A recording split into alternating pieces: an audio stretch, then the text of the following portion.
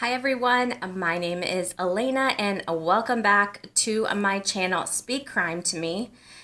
Today we are going to dive into day one of the Murdaugh trial. I apologize in advance. I think I've been saying his name wrong. I think I've been saying Alex and his actual name is Alec. So I apologize for my last episode that I got that name wrong. But basically what I'm going to do is just give you a quick update on the jury, and then I will dive into the opening statements that were that the prosecution did, and then opening statements from the defense, and then just give you a quick overview of my thoughts at the end. So let's dive in.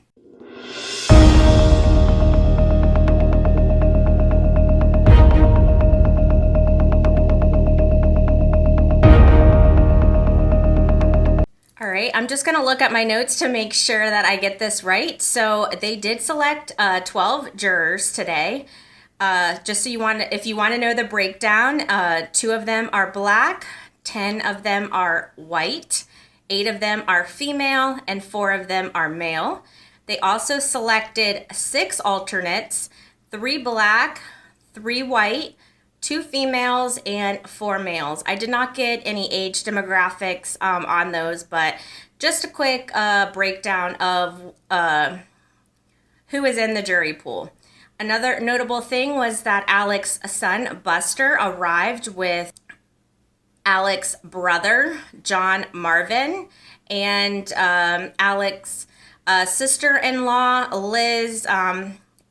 All 3 of them were in court. They are on the defense list. They were sitting behind Alec in court. Randy Murdaugh, which is on the prosecution and the defense list, was there as well.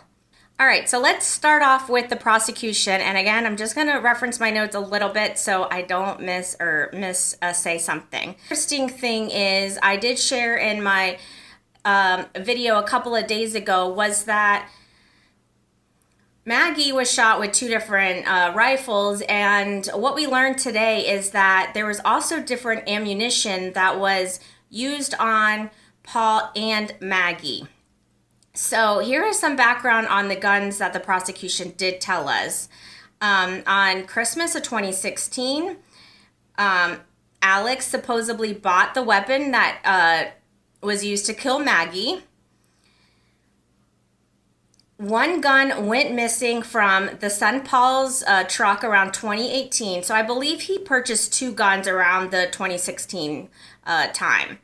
One gun was reported missing from Paul's truck. And then in April 2018, Alec replaced that missing gun. Paul and his friend would use that gun a lot and would shoot in fields close to the house as well as near the flower beds of the house. And there were a lot of case shellings, I guess it's rejected case shellings. I apologize, I'm not a gun expert. And there were a ton of shellings found in these locations that Paul and his friend used to shoot at. What's interesting about that is the prosecution is saying that those gun cases that were found in the flower beds and the empty field were the exact same cases that were ejected from the weapon that killed Maggie. So I'm going to go back and just quickly go through the quick timeline that the defense gave. So we know that they were both murdered on June 7th. The prosecution is saying about 7:50, that is when Paul was shot. He was first shot in his, I think, shoulder and then his chest. He was still alive with those 2 gunshots, so then he was shot in his head. And he collapsed right outside of the kennel room. Moments later, Maggie, the wife, was shot with a rifle, but again, there was with 2 different ammunition from Paul, the gun that was used to kill Paul, and then the gun that was used to kill Maggie. She was shot twice in the leg, and then 2 shots in the head, and they say that she was killed instantly from those 4 shots. They also told us today that neither Paul nor Maggie had any defense wounds on them, and that they were shot at such a close range. Apparently, when you're shot in that close range, you have some like marks that are left. And I guess when they did the autopsy or whatever, that's how they could tell that they were shot very in close range. You guys have probably seen some stuff floating around this week about a Snapchat that apparently Paul took right before the murders. And I'm going to go into details about that in a second. The one interesting thing is they're saying on that video, we will be able to hear Paul's voice, Maggie's voice, and Alex's voice. They did not show the video. Obviously, we'll have to wait and see. And that you could see on that video that they were all in that kennel house or kennel room.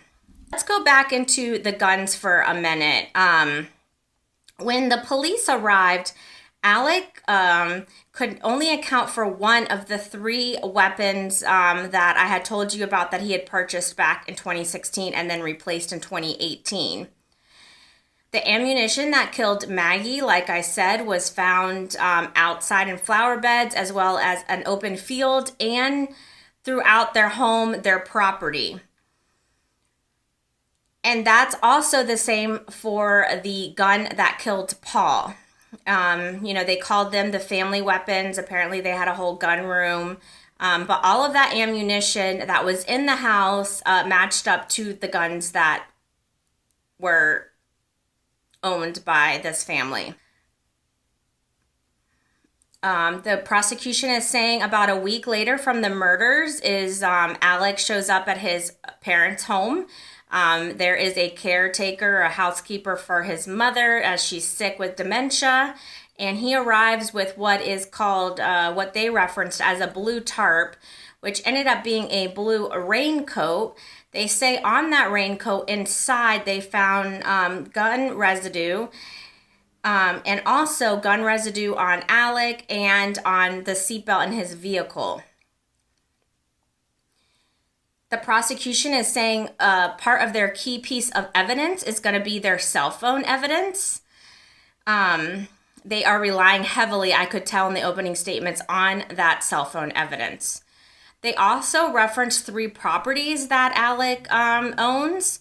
The main property, Moselle, and that is the property, I think it's about 11 acres. It has a main house. They also said an airstrip, and then that kennel house in that 11 acres. They also have a beach house that Maggie apparently stayed at a lot. She preferred that home rather than the Moselle home. She liked the beach.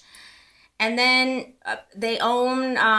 he owns his parents' house. And like I said, in that house is still a caretaker and his mom who is battling dementia. Here is a little bit of the cell phone evidence that the prosecution is, as I can tell so far, heavily relying on.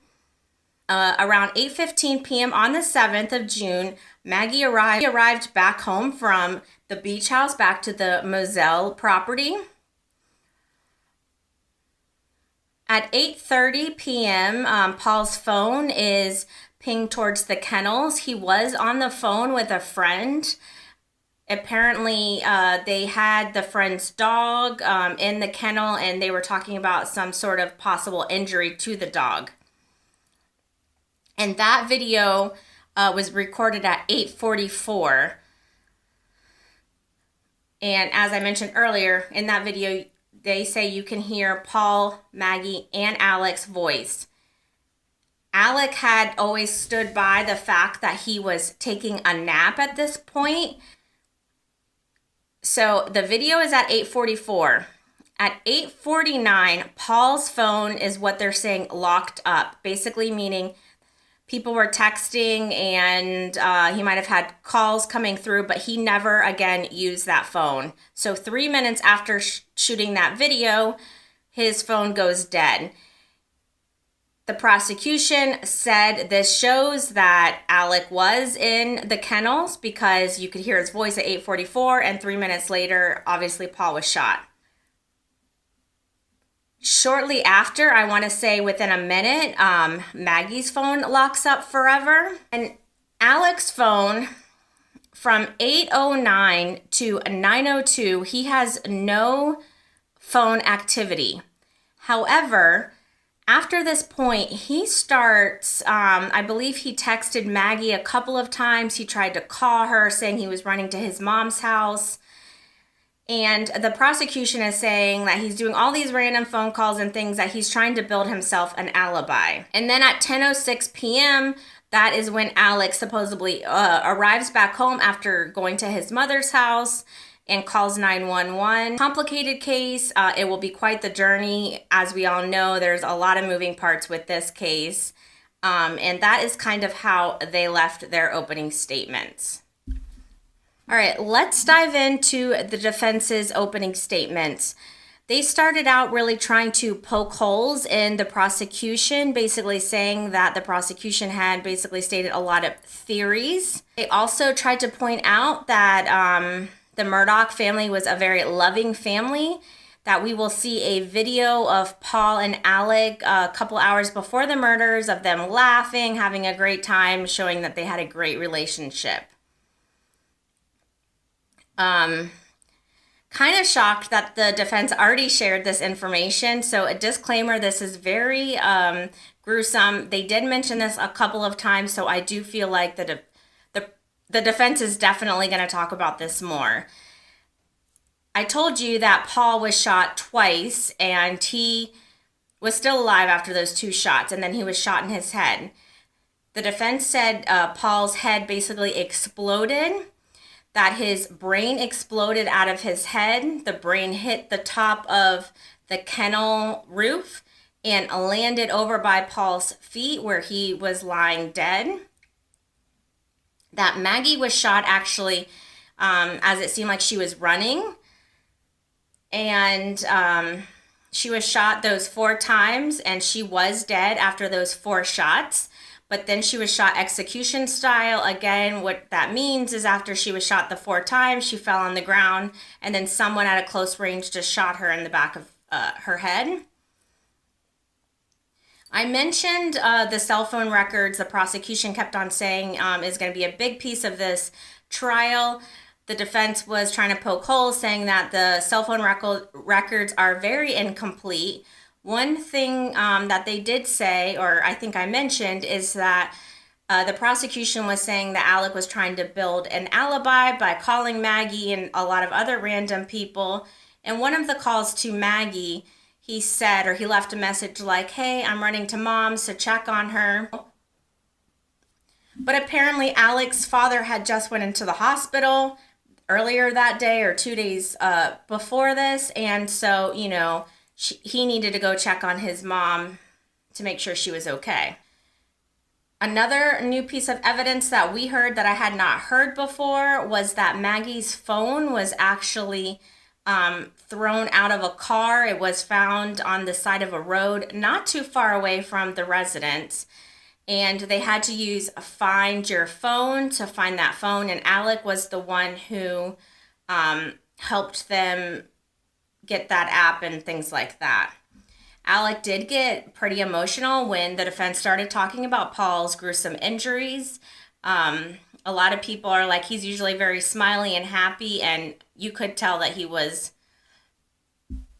getting emotional. A couple of other things that the defense basically said to poke holes into the prosecution was there was no blood found on Alec's shirt, that white shirt, that he was hysterical when he called 911, as anyone would be if they had just found their wife and son murdered, that within a 10-minute timeline, he would have had to kill Maggie and Paul, run to the main house, take off his bloody clothes, and get into his car. And they claim that's not possible. when after Alec called 911, he told 911 operators that he was going to run to the main house, was worried someone else might be there. He did grab a gun and some ammunition. They said he put the wrong ammunition into the gun because he was so distraught. That is the reason why gunpowder residue was found on him and in the car. They also talked a little bit again about the gun room and how they were a big gun family, that he had purchased 2 guns, one for Paul, one for Buster, the 2 kids. Paul was very irresponsible with his guns. He would leave them at the kennel. He would leave them in a car and things like that. And then that's when Alec replaced that gun that went missing of Paul's. And then the defense just kept on saying there's no eyewitnesses, they have not found the weapons, they did not find any bloody clothes, and they let the police search the main house immediately. And why he wasn't charged to so much later, that the police from the very beginning pinpointed him as the murderer and they didn't look anywhere else. And then they just kind of closed up. Again, you'll hear no witnesses to the murders. There's no forensic evidence tying Alec to the murders. Back to that 10 minutes that he had to have killed them, go to the house, change his clothes. And then they kind of left with the theory of, were there 2 shooters? There were 2 different guns. So that is basically what we heard today in opening statements from the prosecution and the defense. Just a quick rundown of my thoughts. When I was listening to the prosecution, I was like, this guy's toast. You know, I think we all believe he's pretty much guilty at this point, or that's how we feel going into the trial.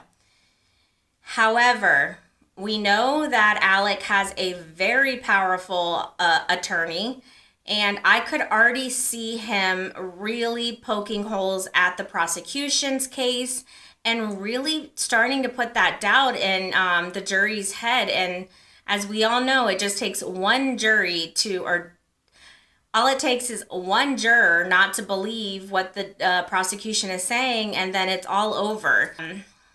You know, so I do think it's going to be a very interesting trial, just given I do feel like the prosecution has quite a bit of evidence, but I do think the defense is going to do a great job of trying to poke those holes and make people question what they're hearing, just given what I heard today from the defense attorney.